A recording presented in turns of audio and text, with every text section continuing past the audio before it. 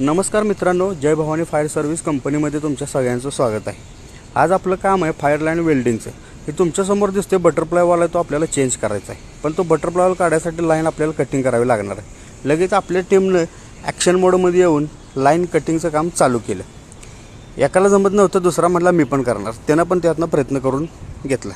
लगेच आपलं सतीश भाई स्पूल पीस टाईप बनवण्यासाठी पाईपचा तुकडा खाली घेतला, मेजरमेंट प्रमाणे त्याला कटिंग करून घ्यायला चालू केलं। दुसरी टीम लगेच फिटिंगसाठी सज्ज होती, त्यामध्ये लगेच आपल्या दुसऱ्या टीमने फिटिंगचं काम चालू केलं। तुम्हाला स्क्रीनवर दिसत आहे। एकदा फिटिंगचं काम चालू केलं की वेल्डर लोक लगेच वेल्डिंग मारायला चालू करतात। त्यांच्यासाठी वेल्डिंग म्हणजे हा हा हा हा हा नादच बरे आणि नाद खोळा।